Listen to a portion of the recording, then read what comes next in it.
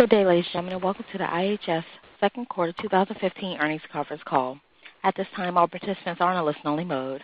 Later, there will be a question-and-answer session, and instructions will follow at that time. If anyone requires any assistance during today's call, please press star then zero on your touch-tone telephone. As a reminder, today's conference is being recorded. I would now like to turn the conference over to Eric Boyer, Vice President, Investor Relations. Sir, you may begin. Good morning, and thank you for joining us for the IHS second quarter earnings conference call. We issued our second quarter earnings release earlier this morning. If you do not have a copy of the release, it is available on our website at ihs.com. Some of our comments and discussions on the quarter are based on non-GAAP measures. Our non-GAAP or adjusted numbers exclude stock-based compensation, amortization of acquired intangibles, and other items. Our earnings release includes both our GAAP-based income statement and statement of cash flows and reconciliations to the non-GAAP measures discussed during this call. These reconciliation schedules are included in our release and can also be found on our website. The non-GAAP results are a supplement to the GAAP financial statements. IHS believes this non-GAAP presentation and the exclusion of these items is useful in order to focus on what we deem to be a more reliable indicator of ongoing operating performance. As a reminder, this conference call is being recorded and webcast and is the copyrighted property of IHS. Any rebroadcast of this information in whole or in part without the prior written consent of IHS is prohibited. Please keep in mind that this conference call, especially the discussion of our outlook, may contain statements about expected future events that are forward-looking and subject to risks and uncertainties. Factors that could cause actual results to differ and vary materially from expectations can be found in IHS's filings with the SEC and on the IHS website. After our prepared remarks, Jerry Stead, IHS Chairman and CEO, and Todd Hyatt, EVP and Chief Financial Officer, will be available to take your questions. With that, it is my pleasure to turn the call over to Jerry Stead. Jerry? Thank you, Eric. Good morning, and thank you for joining us as we share our second quarter results. It's a pleasure to be speaking with you once again and to be leading IHS. I'm excited to be back in the CEO role, interacting with our colleagues, our customers, and our shareholders on a daily basis. It's been a quick 3 weeks since I took this role, but I would like to share with you my initial impression of where we stand, our opportunities for improvement, and the near-term initiatives on which the company will be focused. We will also talk about the evolution of our capital allocation strategy, including M&A, share buyback, and our employee stock-based compensation expense. Then Todd will cover in detail our results for the quarter, provide more context around our stock buyback, and will update guidance for the RootMetrics acquisition. For Q2, revenue performance was largely in line with our expectations. We delivered solid adjusted EBITDA, margin, free cash flow, and earnings per share.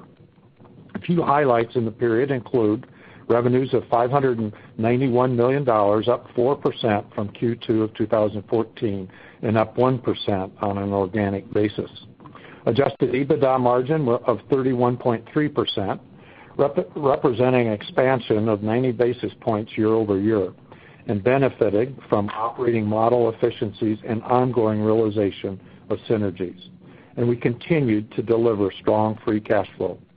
In terms of our core industries and horizontal workflows, resources, which includes our energy and chemicals team, continues to experience moderating subscription growth due to industry dynamics.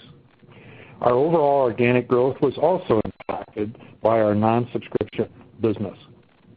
For industrials, which includes our automotive, technology, maritime and trade, and aerospace and defense teams, we continued to see strong growth as reflected in the organic growth of 8% for the quarter. Our horizontal products' organic revenue growth continues to be impacted by weaker non-subscription revenue. Now, moving to acquisitions, since our last call, we closed the acquisition of RootMetrics for approximately $200 million. Purchase multiples were within our typical range. RootMetrics provides highly detailed network analytics on a subscription basis to mobile operators and infrastructure providers in the U.S. and the UK, and is a great addition to our technology businesses. Todd will provide our updated guidance to reflect this acquisition. Now I'd like to spend a few minutes sharing with you some initial impressions after my first few weeks back.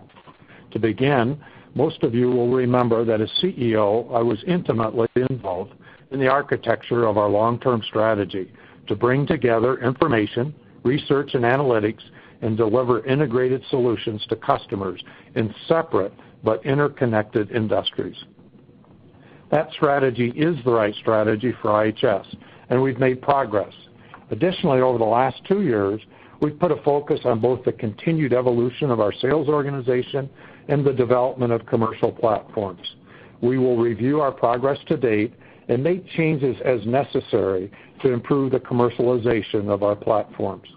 There are things that we can do better. We must operate with greater focus and urgency to achieve our potential. While further work needs to be done in the coming months, we will simplify and tighten operational execution.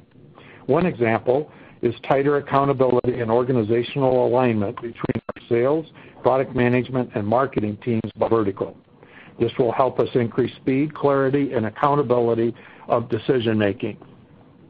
I'm also reviewing our entire non-subscription business, as its performance must improve. There are several things we'll stop doing, and perhaps some of the products or solutions that we will divest altogether. For now, we have a lot of work to do over the summer to identify those initiatives that we will accelerate in order to help us execute better.